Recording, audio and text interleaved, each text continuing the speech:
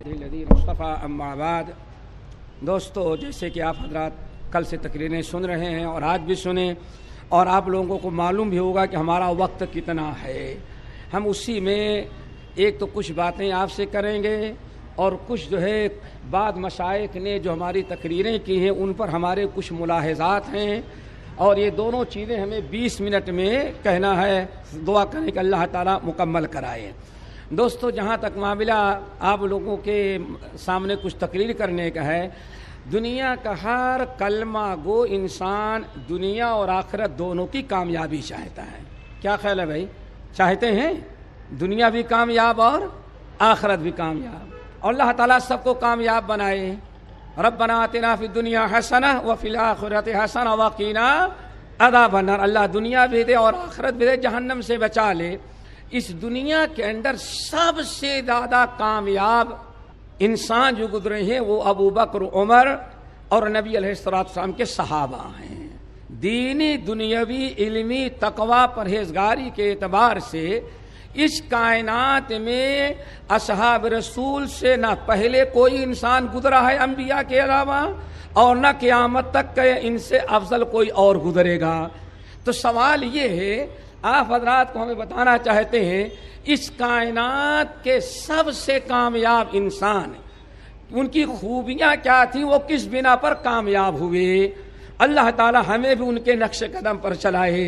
دوستو، تمام محدثین نے آج کی اصطلاح میں سمجھے ریسرچ کیا ہے، بڑی بڑی پی ایچ ڈیاں ہوئی ہیں، کہتے ہیں کان یقال خمس کان علیہ اصحاب النبی صلی اللہ علیہ وسلم۔ دنیا کے اندر پورے صحابہ کرام کی کامیابی کے 5 باتیں ہیں۔ اصحاب رسول میں یہ 5 باتیں پائی جاتی تھی، اسی لیے پوری دنیا میں وہ سب سے زیادہ کامیاب گزرے۔ اللہ تعالیٰ سے تو پہلے دعا کرو، بڑے بزرگ بیٹھے ہیں، ہو سکتا ہے ان سے بڑے بزرگ اس میں کوئی بیٹھا ہو، اگر آمین کہہ دے گا تو سب کی دعا قبول ہو جائے گی۔ اللہ تعالیٰ سے دعا کرو کہ ہم تمام کو ان 5 باتوں پر عمل کرنے کی توفیق دے۔ اب 5 باتیں کیا ہیں، ذرا سرسری طور پر سنتے جائیں۔ نمبر 1، لزوم و جماعت۔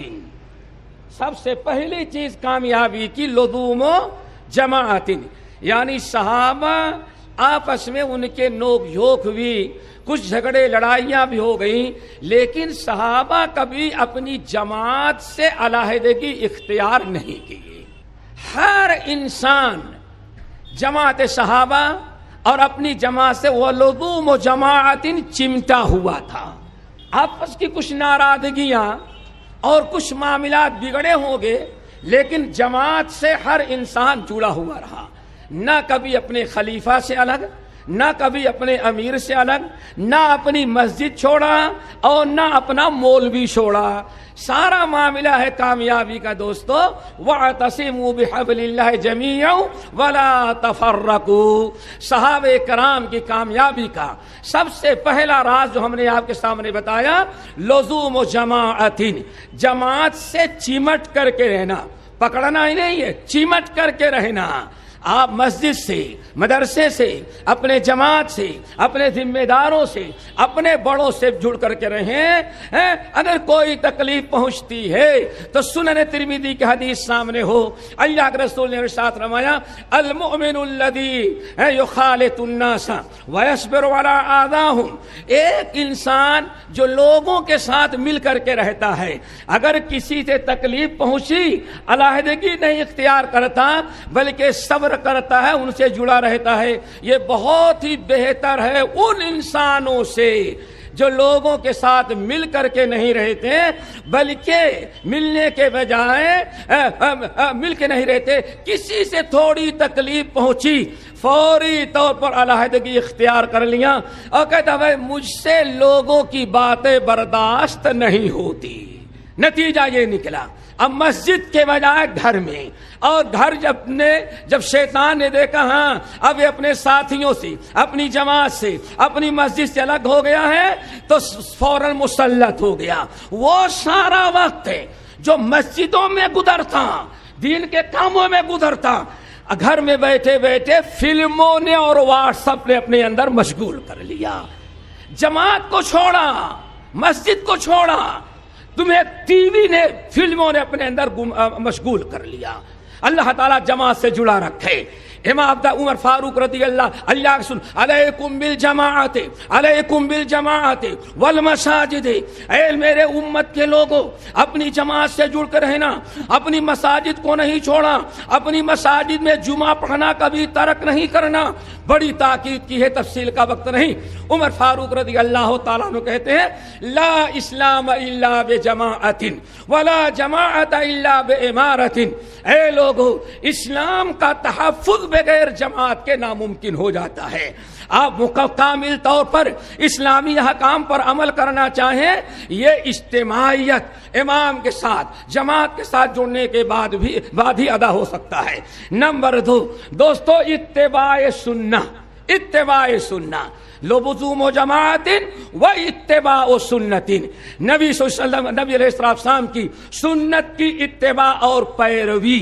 اتباع سنت میرے بھائیوں، لباس میں، کھانے پینے میں، اٹھنے بیٹھنے میں، لین دین میں، شادی اور بیواہ میں، مساجد میں، عبادات میں، معاملات میں، ہر موقع پر اگر آپ نے نبی کی سنت کو اپنا لیا تو انشاءاللہ ضرور کامیابی ہوگی۔ ایک حدیث بڑی مختصر کے ساتھ ایک واقعہ بتاتے ہیں، امام ابن سعد رحمۃ اللہ علیہ طبقات کے اندر نقل کرتے ہیں، حضرت عبداللہ عثمان بن عفان رضی اللہ تعالیٰ عنہ کو صلح حدیبیہ کے موقع پر جب نبی علیہ السلام نے مکے میں بھیجا کہ مکے والوں سے جا کر کے مصالحت کرو، عثمان بن عفان گئے تو ان کی ازار ٹخنے کے اوپر یہاں تک تھی، آدھی پنڈلی تک تھی۔ مکے کے لوگوں نے کہا او یہ مسلمان ہو گیا، ہمارے باباؤں نے اس کو اتنا غریب کر دیا کہ پورے ٹخنے کے نیچے تک کا ازار ہی نہیں نصیب ہے۔ بہت اس کو تماشا بنایا، سارے لوگ مذاق اڑاتے۔ عثمان بن عفان رضی اللہ تعالیٰ عنہ کے خاندان کے لوگوں نے کہا بھائی عثمان ایسا کرو ذرا اپنا کپڑا بدل لو۔ کہا نہیں بدلیں گے۔ کہا کیوں؟ کہا یہی ہمارے پاس ہے۔ کہا اچھا ایسا کرو یہ نکال کر کے دے دو چھوٹی والی ازار جو آدھی ٹاک پہنے ہوئے ہو، اور ہم جو ہیں تم کو اپنی ازار دے دیں گے جو بالکل یہاں تک لٹکی ہو۔ کہا کیوں؟ کہا ہمارے نبی نے ایسے ہی پہنا ہے۔ کہا بھائی ہم کہاں کہہ رہے نبی کی سنت چھوڑو، جب تک مکے میں ہو ہمارے جیسا لباس پہن لو، جب نبی کے پاس جانا تو اپنی ازار پہن لینا، ہماری اتار کے چلے جانا، جس کو کہتے ہیں جیسا دیس ویسا بھیس۔ آپ یہ چاہتے ہیں ہمارے اندر سنت کی اتباع کتنی ہے؟ عثمان بن عفان نے کہا ویحکم، اے مکے کے بدبختو، میرے خاندان کے لوگوں سن لو، میں نبی علیہ السلام پر ایمان لایا ہوں۔ یہ ناممکن ہے کہ تمہارے یہاں رہے تو تمہارے جیسے اور نبی کے یہاں جائیں تو نبی جیسے۔ ہاکذا رأیت ادار حبی رسول وسلم، ہم نے اپنے نبی جس پر ہم ایمان لائے، جن کی محبت ہمارے دلوں میں ہے، ہم نے ان کو نصف پٹلی تک ازار پہنتے ہوئے دیکھا ہے۔ ہم یہاں بھی پہنے ہیں وہاں بھی پہنیں گے۔ ایسا ہو نہیں سکتا کہ نبی کو دیکھ کر کے نبی کی سنت پر عمل کریں۔ ہمارے نوجوان تو سیدھے ہوں گے، بوڑھے ذرا دیکھیں یہاں سے لے کر کے یہاں تک کس کی سنت ہمارے عمل میں ہے؟ یہودیوں کی ہے، عیسائیوں کی ہے، ہندوؤں کی ہے، کرسچنوں کی ہے، فلم اسٹاروں کرکٹ کھلاڑیوں کی ہوگی۔ سوچو ذرا سے کس کی سنت ہمارے اندر ہے؟ سوچو، ایڑی سے لے کر کے چوٹی تک بال کٹانے کے لیے جاتا ہے تو پیسے دے کر کے بال کی کٹنگ یہودیوں کے درد کی ہونی چاہیے۔ وطن میں تم ہو نصارا تو تمدن میں ہنود، یہ مسلمان ہے جسے دیکھ کر شرمائے یہود۔ سنت پر عمل کرو۔ نمبر 3 دوستو، تلاوت قرآن، تلاوت قرآن پڑھو۔ دوسری جماعتوں میں بڑا دستور ہے کم سے کم کوئی کتاب تو پڑھتے ہیں اللہ کے بندے، غیر قرآن ہی صحیح، لیکن ہمارا یہ نوجوان ان کا معاملہ کیا ہے؟ ہمارا معاملہ کیا ہے؟ کتنے ساتھی ہوں گے رمضان میں قرآن کھولا ہوگا، اب اگلے رمضان تک قرآن کھولنے کی نوبت ہے نہیں آئی؟ کیا خیال ہے بھائی؟ آج صبح پڑھے ہوئے تھے قرآن؟ فرصت ہی نہیں ہے، فرصت نہیں۔ اب ذرا سوچو، ارے دوسری جماعت کے لوگ تو کم سے کم قرآن خوانی پڑھنے بخشنے کے مطابق کھا بھی لیتے ہیں، قرآن بھی پڑھ لیتے ہیں۔ ذرا سوچو، پڑھ تو لیا قرآن انہوں نے، اور روٹی بوٹی بھی مل گئی ان کو، اور نذرانے الگ سے ملے، اور تمہیں کیا ملا؟ قرآن کی تلاوت تم نے چھوڑا۔ نبی علیہ الصلوۃ والسلام ارشاد فرماتے ہیں، یا معشر التجار، اے میرے امت کے تاجروں، دکانداروں، بازار میں رہنے والوں، نوکری کرنے والوں، گھر جمعرات کو پلٹ کر کے آتے ہو، اس وقت تک نہ سونا جب تک کہ قرآن پاک کی تلاوت نہ کر لینا۔ کم سے کم 5 ہی آئے صحیح، 10 ہی آئے صحیح قرآن کی تلاوت کر لینا۔ پہلے لوگ پاکٹ میں قرآن رکھتے تھے، کیوں؟ یہاں سے لے کر کے بستی و گوڑھا، الہ آباد لکھنؤ تک جانا ہے تو سوچتے ہیں راستے میں ذرا قرآن پڑھیں گے۔ اب آج تو ماشاء اللہ واٹس ایپ کھول لیا، بیوی بازو بیٹھی ہے، اس کو بھی خبر نہیں کہ کیا کر رہی۔ یہ قرآن سے تم نے جب تلاوت قرآن کو چھوڑا تو اللہ تعالیٰ نے تمہیں ایک موبائل کے پیچھے لگا دیا۔ وَمَنْ أَعْرَضَ عَنْ ذِكْرِي فَإِنَّ لَهُ مَعِيشَةً ضَنْكًا وَنَحْشُرُهُ يَوْمَ الْقِيَامَةِ أَعْمَىٰ۔ قرآن کی تلاوت تم نے چھوڑا۔ ایک زمانہ آپ کو سفر کرنا ہو تو آپ کا باپ اپنے ساتھ لے کر کے جاتا تھا، چلو ساتھ، اور آج تو ماشاءاللہ آپ بیٹھیں گے تو رات کو والد جتنے مرتبہ دیکھیں گے بیٹا جو ہے واٹس ایپ کھول کر کے پڑھتا ہوا نظر آئے گا۔ معلوم پڑتا ہے یہی واٹس ایپ، یہی موبائل ہمارے نوجوانوں کا باپ، وہی بیٹا، وہی استاد، وہی بیوی اور وہی بچے سب بن گئے۔ اب کسی کے پاس کوئی وقت باقی نہیں رہ گیا۔ تلاوت قرآن کب کرو گے دوستو؟ اللہ تعالیٰ سے دعا کرو تلاوت قرآن کی توفیق نصیب فرمائے۔ ہم نے تلاوت قرآن چھوڑا، صحابہ کی کامیابی کا تیسرا سبب یہ تھا تلاوت قرآن۔ نمبر 4، وَعِمَارَةُ مَسْجِدٍ، مسجدوں کو 1 لاکھ چندہ دے کر کے رحمانیہ کی پرانی مسجد توڑ کے نئی مسجد بنا دو۔ وَعِمَارَةُ مَسْجِدٍ، مسجدوں کو آباد کرنا۔ کیا مطلب؟ نماز کے ذریعے، تلاوت قرآن کے ذریعے، اور کس کے ذریعے؟ درس قرآن کے ذریعے، درس حدیث کے ذریعے۔ ابھی ہمارے ناظم اعلیٰ شیخ الکل میاں نذیر حسین محدث دہلوی کا تذکرہ کر رہے تھے، کوئی مدرسے کی بنیاد کی جگہ نہیں تھی، مسجدوں کے اندر بیٹھ کر کے وہ کام دیا جو آج تک ازہر یونیورسٹی بھی نہیں دے پائی۔ یہ مسجدیں ہماری خیر و برکت کی ہیں، اسی لیے اللہ کے رسول نے ارشاد فرمایا جو مسجدوں میں جو آتے جاتے ہیں وہ 3 چیزوں سے ہمیشہ مالا مال ہوتے ہیں۔ نمبر 1، مسجد میں آنے والا، مسجد کو آباد کرنے والا پہلی نعمت تو یہ پائے گا، اچھا دوست پائے گا، نمازی دوست پائے گا، فراڈی نہیں پائے گا، ہمیشہ اچھے دوست ملیں گے، چور نہیں ملے گا۔ نمبر 2، کلمۃ حکمت، ہمیشہ علم و حکمت دین کی باتیں سنے گا، اور اللہ اکبر۔ نمبر 4، اور رحمت منتظرہ، نمازی جب گھر سے نکلتا ہے مسجد کے لیے اللہ کی رحمتیں انتظار میں رہتی ہیں، یہ بندہ مسجد میں داخل ہو اور کہ اللہم افتح لی ابواب رحمتک، یہ دعا مانگے اللہ اپنی رحمت کا دروازہ کھول دے، جیسے دعا مانگے اللہ فرماتے رحمتیں اس کے اوپر نازل ہو جا۔ اور ہم نے کس کو آباد کیا؟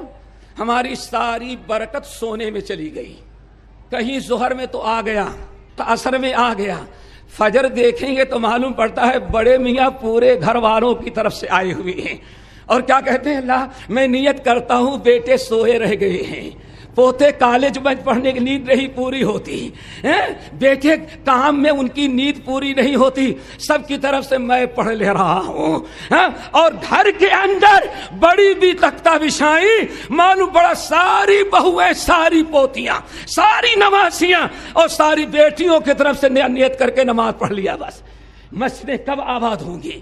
مسجدوں کو آباد کرو، اپنے گھروں کو نہیں، دکانوں کو نہیں، چائے کے ہوٹلوں کو نہیں، شادی خانوں کو نہیں، پارکوں اور کلبوں کو نہیں، اگر کامیابی چاہتے ہو اللہ کے گھر مسجد کو آباد کرو۔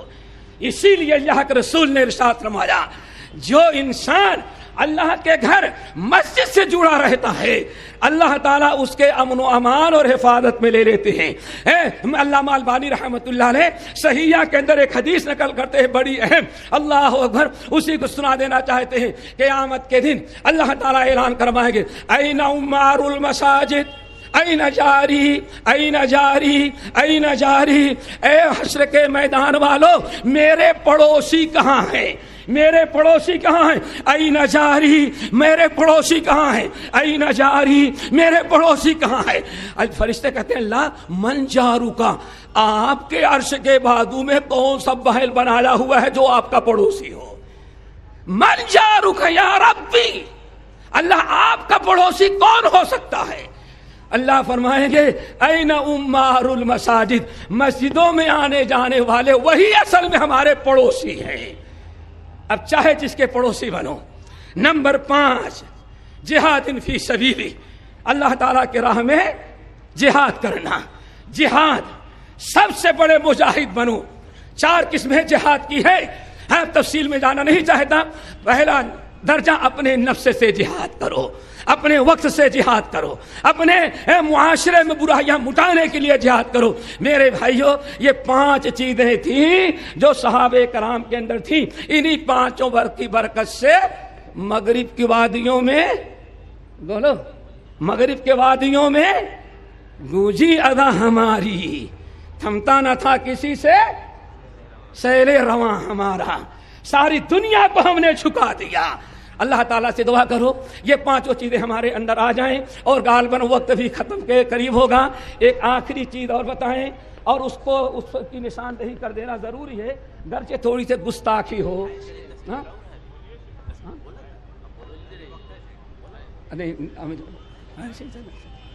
میرے بھائی ایک بات بتائیں، ہمارے نادم اعلیٰ اللہ ان کو جزائے خیر دے، بات بڑی اچھی کر رہے تھے، مجھے بھی بہت اچھا لگ رہا تھا سنتے، لیکن انہوں نے سر سید احمد خان کا کچھ ایسا تعارف کروا دیا، معلوم پڑا کہ ہماری جماعت کا راہبر وہی ہے۔ کیا خیال ہے آپ لوگوں؟ صحیح ہے نا؟ ایسے انداز میں جوش میں، ان کی نیت اچھی تھی، ہم کیسے اپنے امیر کے بارے، امیر ناظم کے بارے میں ایسی کوئی بات نہیں کرنا چاہتے، عزت احترام سب کچھ ہے، اور وہ ان کا مقصد بھی وہ نہیں تھا، لیکن وقت کی قلت کی بنا پر وضاحت نہیں کر سکے۔ 2 باتیں ہمارے لیے قابل ملاحظہ ہیں اور اس کو آپ لوگ دل سے نکال۔ نمبر 1، پہلی بات تو یہ کہ معلوم پڑتا ہے شیخ الکل میاں نذیر حسین محدث دہلوی کو اہل حدیث بنانے والے کون ہیں؟ کون ہیں؟ سید سر لگا ان کے، سید احمد تو بہت ہیں، وہ سر ان کا ٹائٹل ہے، سر سید۔ یہ میرے بھائی ایسی بات نہیں ہے۔ الحمدللہ الحمدللہ میاں صاحب رحمت اللہ علیہ اہل حدیث آج سے نہیں ہوئے تھے دلی میں 1821، کب؟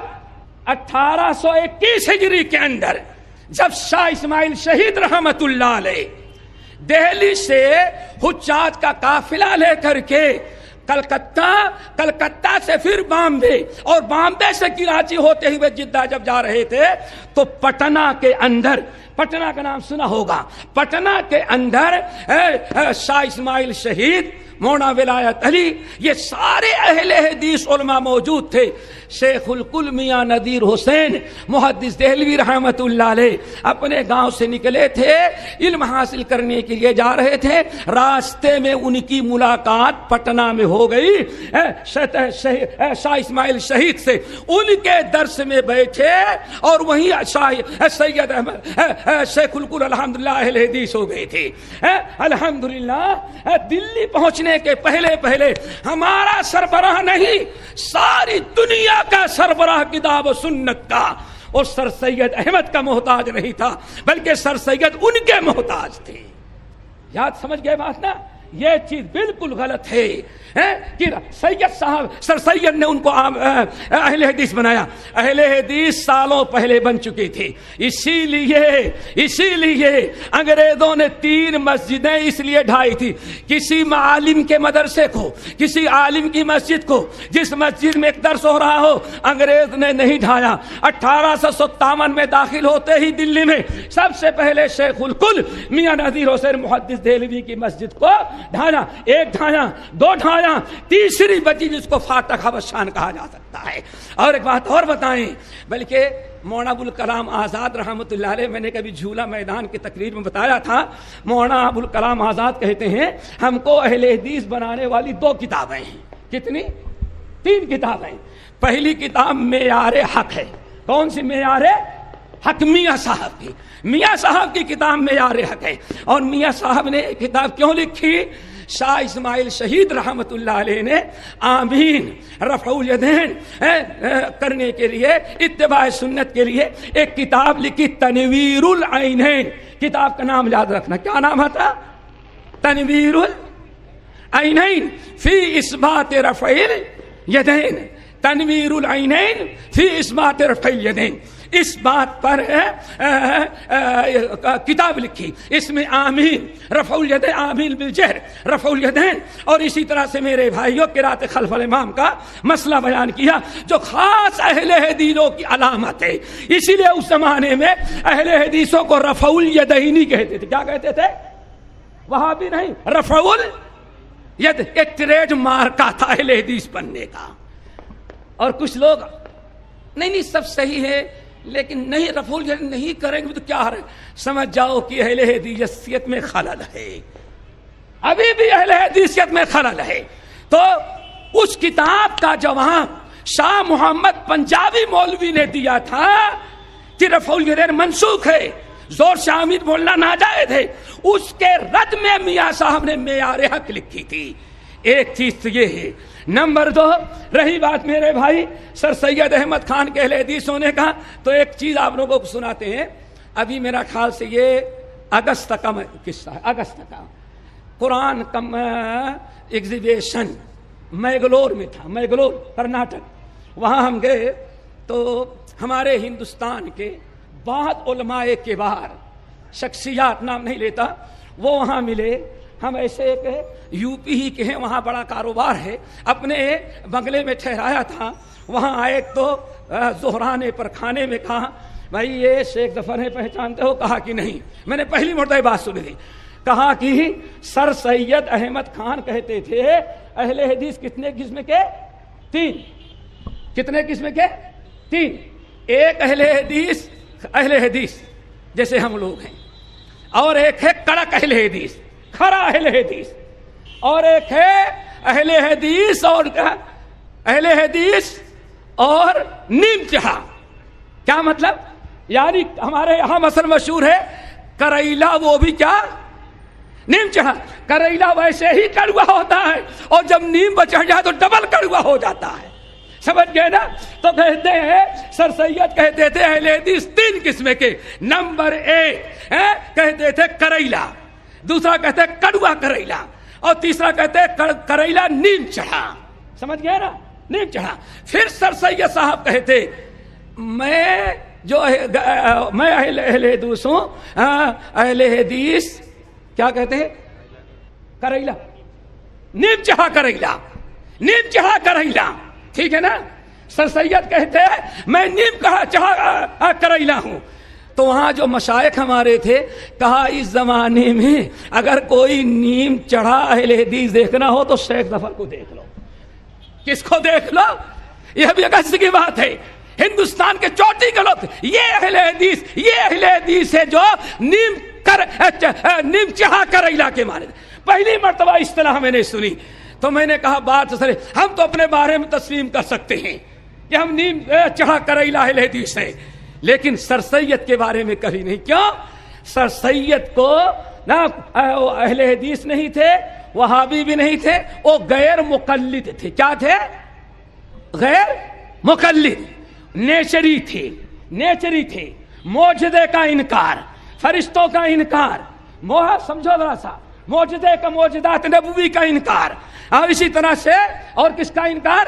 فرشتوں کا انکار، حدیثوں کے انکار کا راستہ، ہر وہ حدیث جو ان کے عقل میں نہ آئے حدیث جھوٹی ہے۔ بہت سارے منکرات تھے، اسی لیے آپ لوگوں کو بیٹھائیں الحمدللہ ثم الحمدللہ، یہ بات اپنی طرف سے نہیں کہتا۔